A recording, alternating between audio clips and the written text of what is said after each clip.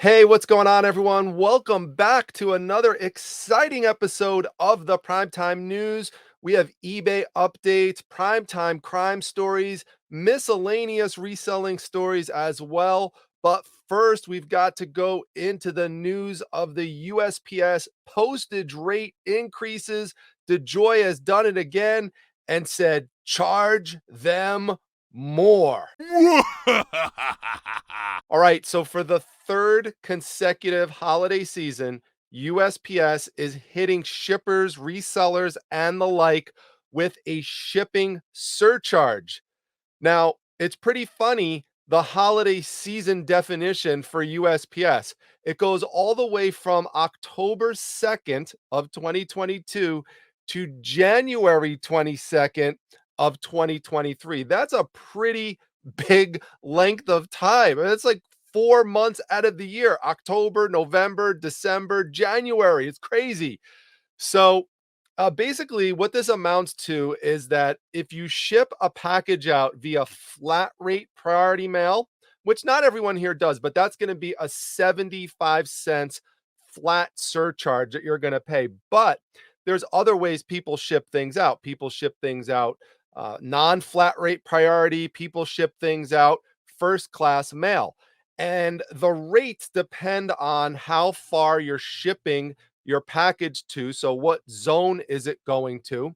And also, what is the weight of the item and the size of the item? All of these things factor into it. So, good article here by e-commerce bites, and they break things down a bit and say you're going to pay as much as $6.50 extra per package if you ship coast to coast. And that's not an uncommon thing, as many of us resellers know. I ship a lot of stuff, for example, from New York to California. Now, if it's first class mail, it could be up to $5.50 extra per package. I mean, I remember not too long ago where $5.50 total was the maximum you were paying to ship an item first class. Now that's a surcharge that could go on to the regular first class shipping costs. It's absolutely crazy. Again, there's many other examples in here, but this is just out of control. I mean, there's just so many times you can go to milk the turnip or milk the cow, and at a certain point, people are going to rebel and they're going to stop using USPS as much and they're going to start going over to other services. I've certainly done that. I'm definitely using FedEx and UPS a lot more. And if you thought that we were done with shipping increases, DeJoy is not done. More shipping increases coming your way. All right, so as you can see here, USPS to request rate increases due to inflation, DeJoy says. Now, I talked about this in the past that DeJoy said that he was going to continue to request rate increases. And if history is any judge, then those rate increase requests are going to be approved and they will go into effect in January. I don't doubt that at all. And it's interesting timing because I was just talking about how those surcharges were going to lapse on January 22nd. So, this increase might go into effect before that or after that. But either way, they'll have another mechanism to increase rates. Now, they say due to inflation, which, you know, at some level, you could understand that or could have understood that more if we're talking about gasoline prices, but gasoline prices have gone down consecutively. The last time I looked, the last 58 days, based on information from AAA. So I don't know that reason is really that valid anymore. Let me know what you think in the comments section. But again, there's just so much consumers are going to be able to pay when we have our own increases that we have to deal with in terms of cost of living. So thanks to Anna Steiner from E-commerce Bytes for highlighting another ridiculous eBay glitch and another example of their horrible communication with sellers and just not knowing what they are talking about sometimes when they initially respond to an issue. So what happened is there were many sellers who realized that they were getting overbilled on their eBay statements, which is why you should always check it. For people who have an eBay store, there are benefits to having that store. So, for example, and it does depend on the level that you have your store at, but for a basic eBay store, I'll just talk about the free fix listings. You get 1,000 free fix listings in all categories. But then there are certain select categories where you get 10,000 free fixed listings. And so people noticed that they were getting charged in some of these select categories. And people were like, hey, eBay, what the heck is going on? Did this promotion lapse and you didn't tell us or what? So the initial response from the moderator is, quote, since some people have it and some don't, my assumption is that the promo ended as some others have noted here. Promotions vary and are provided to different groups of people at different times. Having said that, I'll reach out to the tech team to be on the safe side and I'll let you know what I find. How about checking first and then letting us know whether or not the promotion has changed? Because the assumption that this moderator made is, hey, yeah, I guess, the promotion ended. That's why you're seeing these increases on your bill. And hey, it happens. Promotions, they start sometimes, they end sometimes, even though that one has been in place for years. But it just kind of just ends sometime. So anyway, the moderator comes back 2 days later, not 2 hours later, 2 days later, and says, oh, oops, sorry, it was a glitch. Quote, I've heard back that they were able to find an issue on August 1st where some sellers did not get the benefit of the select category free insertions. This was an issue and not a sign of things to come. Well, we shall see. Please, everyone watching this, if you have an eBay store, please make sure you are checking your bill and making sure you are not getting charged inappropriately for listings where you should not have an insertion fee and you should have free listings in those categories. Isn't it funny how, quote unquote, funny how these glitches that continuously come out through eBay, they never give us free listings. Have you ever noticed that those types of glitches never happen? The glitches are always that we get billed for something accidentally, but never free ones. All right, now here's another ridiculous eBay glitch, but I won't focus too much on it because they seem to have fixed this one. At least they did for me. Let me know, though, in the comment section if it's still an issue for you. So, what happened is that earlier this week, when I clicked on the feedback button, basically what it did is that it preloaded text into there that I never wrote. And it's all positive text about the person that I purchased from, but I never wrote these things. And then when I went to click in the box to change what they had written, it wouldn't allow me to change it. So I couldn't even leave the feedback. Now, other people had this problem, said that they were able to change what eBay had written, but it was a pain in the neck to do so. Now, I just checked it before I went on this stream here, and it's a blank box now, and I could type in whatever I want. But again, just mind boggling when these changes happen on the platform and we're just not notified whatsoever. And we have to find out about it on chat boards and, Facebook groups and other third party news sites like e-commerce sites and stuff. So just crazy. And I wish eBay would get their act together with this stuff and stop making changes to things that are not broken. All right, so moving on to the next crazy eBay story. eBay continues to expand its certified refurbished product offerings. Nothing wrong with that in and of itself because there's a lot of consumers out there looking for those types of items. So it makes sense that eBay wants to be part of that more and more. Now, as sellers, to be part of this program on eBay, you have to meet certain criteria to list your items as certified refurbished, and there's certain rules that you have to follow. Now, I don't have any problem with that either because that's important for consumer protection.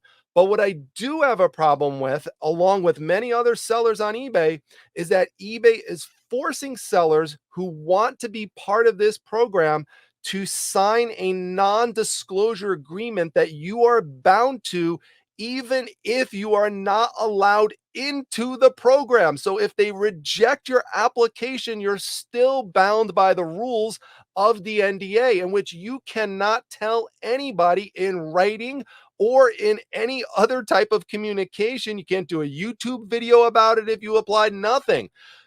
You can't tell anyone what the criteria are that you were judged by to potentially be part of this program, and you cannot discuss the rules by which they are using to list items as certified refurbished. And so a lot of sellers are mad at that, because if they don't want to sign this NDA, then they are forced to list their items as used. And a lot of people see that as a disadvantage, because there are consumers out there who will only buy something that says certified refurbished on it. Now, to be clear and transparent, I have never sold anything as certified refurbished, and I did not plan to apply to the program. I just have a problem with this whole NDA thing in principle. So, no matter what the program was, I don't care what it's about. If eBay's trying to force me to sign an NDA and limit my speech, no, no, no. I am never going to be part of anything like that. So, looks like, as I will continue to do, if I have electronic items, I'm just going to list them as used. All right, folks, we're going to move on to the primetime crime stories, and we've got a bunch of those this week. Now, this first one, if you just look at the title, it might just look like your run of the mill type of robbery that I've talked about many other times on the channel. So, as you can see, it says man pulls gun, robs woman trying to sell iPhone in San Bernardino. We actually just covered a story like this recently. But there's something particular about this story that I want to make sure that everybody here pays attention to, because this person did something that you should never do. It's a important safety precaution. So let me show you exactly what happened here. Hale was selling an iPhone 13 Pro Max on OfferUp and says on August 5th, she got a notification that someone was interested.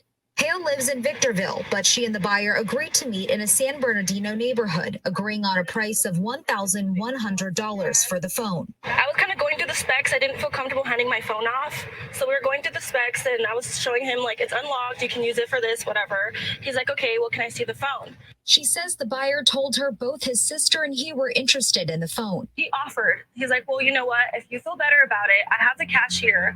I can get into your car. We could, like, handle it inside your car. You can lock the doors. Whatever makes you feel better. Hale says she asked the buyer to count the cash he brought, which is when things took a turn. Right away, he reaches into his pants and pulls out a gun and points it at me and says, if you run, if you come after me, I'm going to pop you with this. And he gets out of my car and runs. Hale says she called the police, followed the suspects in her car, and saw them run into a home.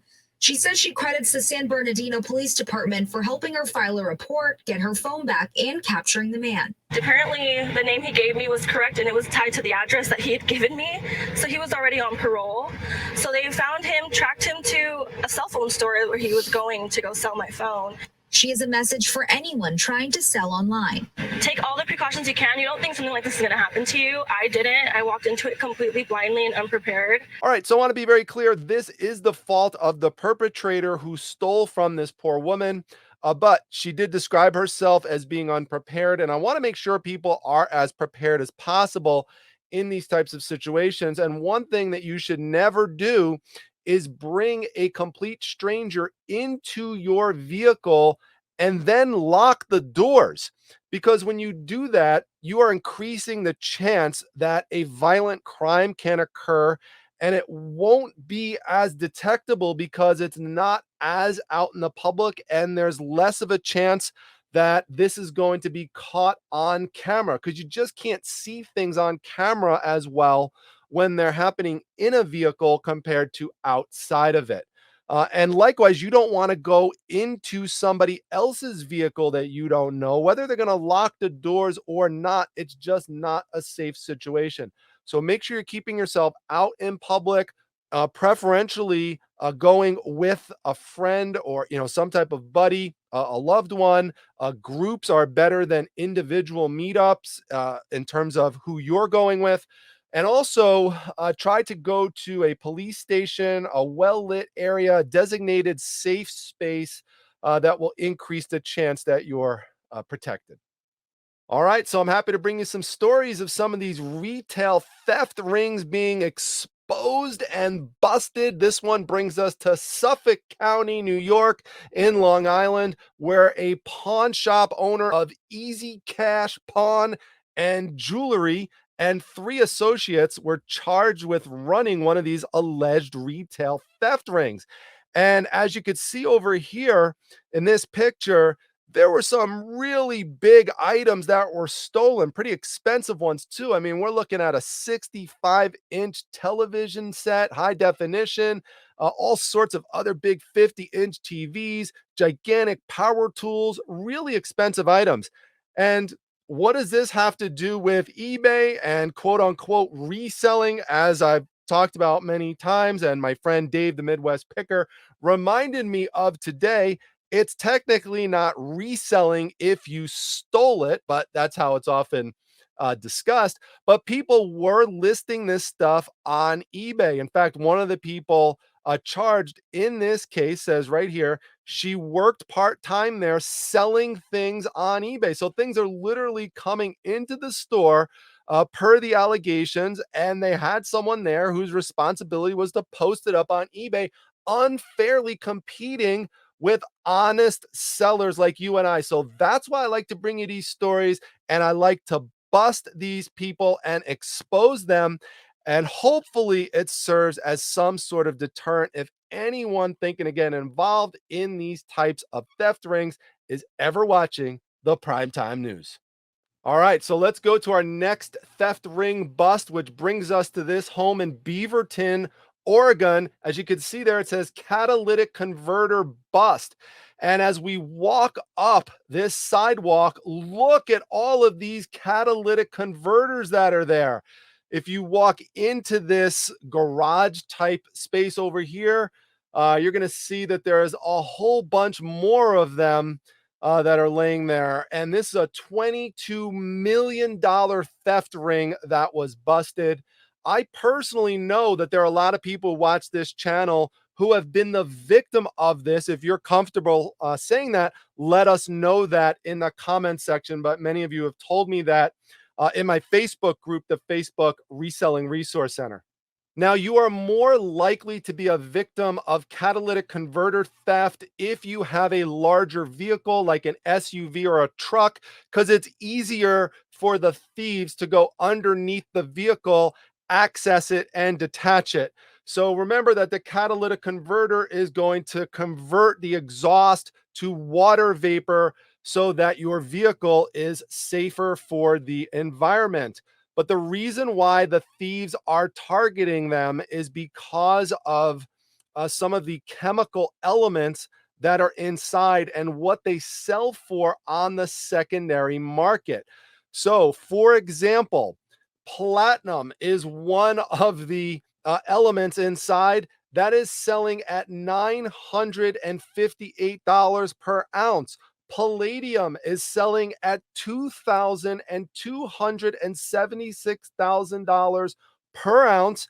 And if you thought that was high, rhodium is now selling at $14,000 an ounce. And that's compared to $2,000, $5,000 an ounce in 2019. And yes, I assume that they are comparing the same quarters in 2019 and 2022.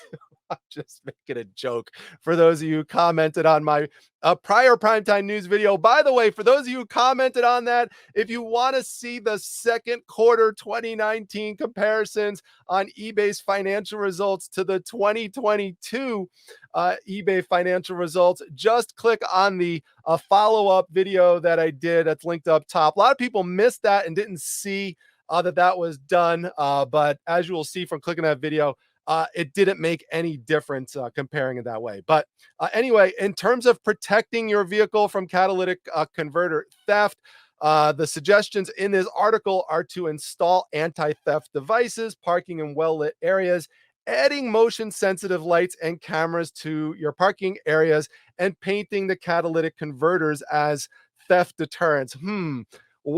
Maybe I should maybe I should paint mine cheetah print. I bet they won't try to sell a cheetah print catalytic converter. That's probably the way right there to prevent it. Put your suggestions down below.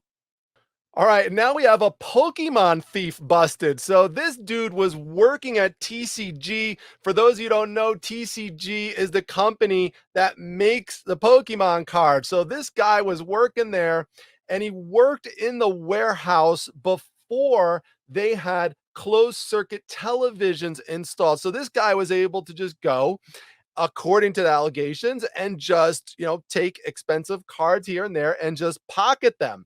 Well, once they started taking better inventory and installing closed circuit televisions in the premises, then they were able to realize, we have some cards missing. So what did they do? Of course, they went to eBay, and of course, this guy had some of those cards listed there, and they knew that it was their cards because these were rare, expensive cards, and he was also located in the same area.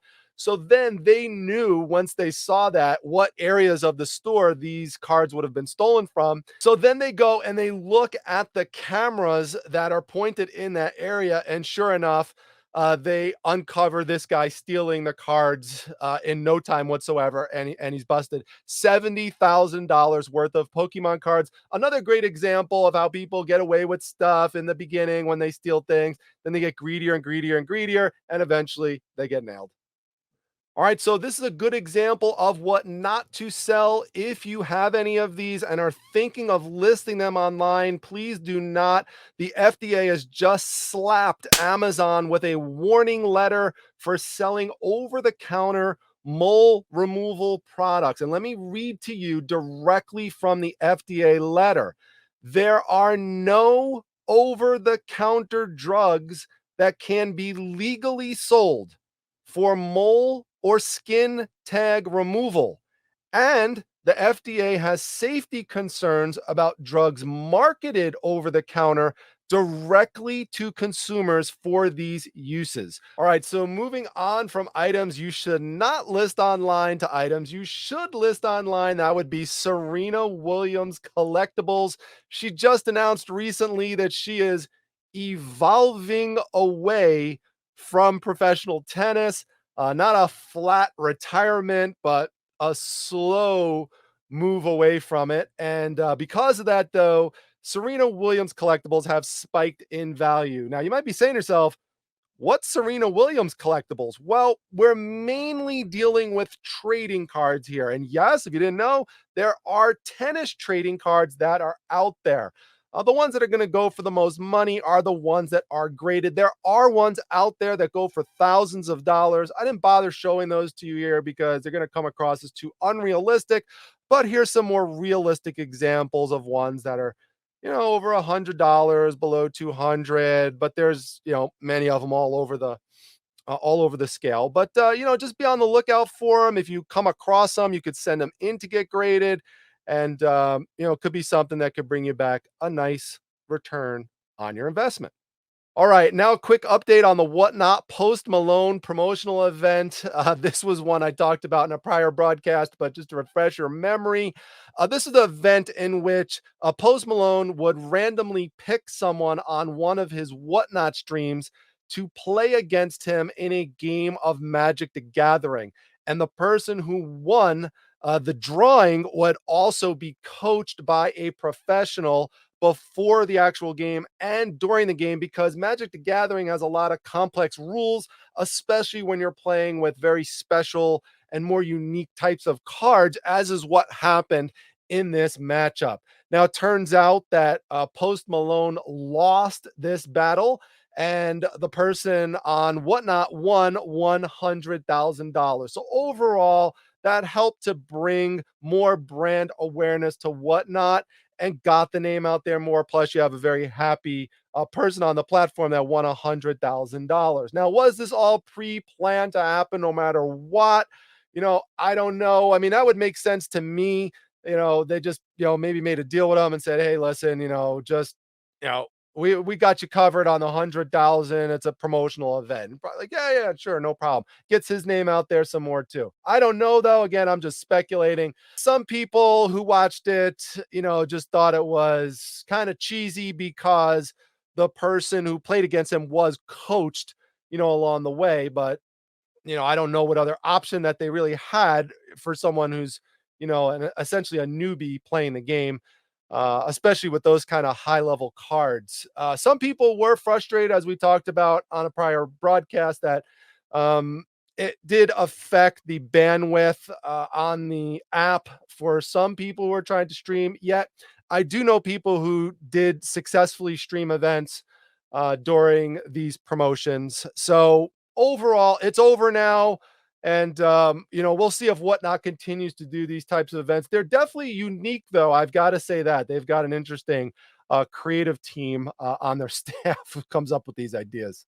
All right, for those of you who still share on Poshmark, good news and bad news. The good news is that the revenue on the platform has gone up. Their revenue actually went up 9%. So they are doing well there with sales, unlike eBay. But the reason why they're still having problems and their stock shares have fallen 12% is that their expenses have gone up 33% through marketing, which, as I've talked about before on here, has not been very successful, plus also some research that they're doing as well. So they need to turn that around. They need to reduce their expenses and maintain their revenue. So hopefully they could do better, not only for the platform overall, but also for their investors. All right, so this is our final story, our lighter side story of the day. And as you can see here, if you thought that Etsy was just a place that you could go to purchase handmade, crafty types of items, well, I have some prime time news for you. They're also, as this article says, full of accounts selling alien products that promise intergalactic healing and protection from 5G. Now, I'm curious what people have to say about this in the comment section. So, my first general question is if you believe in aliens. Now, personally, I do believe that there are aliens just from a statistical perspective. There's so much space out there that has been unexplored that it's very difficult for me to believe that we are the only beings out there that are living and there's no other intelligent life. So I do believe that there are aliens out there. However, do I believe that you could tap into this alien energy by purchasing products on Etsy? No, I don't think so. So let's see a couple things you could get here. For just over $50, you could buy a 30-minute Skype session on Etsy that promises access to the healing technology of the Arcturians, an alien species from the planet Arcturus. Listen, if I'm going to pay this type of money, as a Doctor Who fan, I demand to be transported to Gallifrey. That's the home planet of the Doctor. I definitely want to communicate with Davros, the leader of the Daleks. I want to tune into what's going on Skaro every once in a while. That's the home planet of the Daleks. I mean, there's a lot of things I want to do, as a Doctor Who fan. The seller, ironically, his name is Venus. there's there's lots of other things. There's all sorts of sessions you could buy. There's also tangible items that you could get as well. You could get, let's see. Okay, Etsy is full of sellers claiming they have products inspired by the Arcturus technology that can protect against electromagnetic fields and 5G. Let's see. There's sculptures that tout their cleansing powers for over $5,000. I mean, it's just amazing that people from the beginning of time to the end of time probably will continue to purchase these types of items.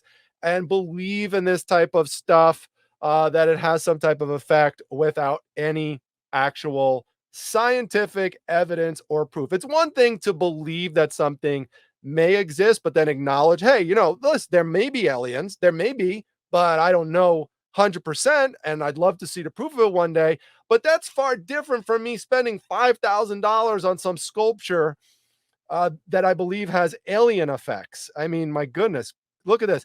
Venus's healing sessions, talismans, and spells. You could purchase spells. Let me try that. Hold on, a spell. All right, here. I'm gonna sell right now. I'm gonna sell a spell that will increase your eBay sales by 50%. Ready?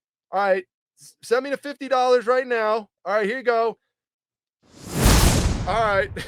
There you go. There you go. Your eBay sales will now increase.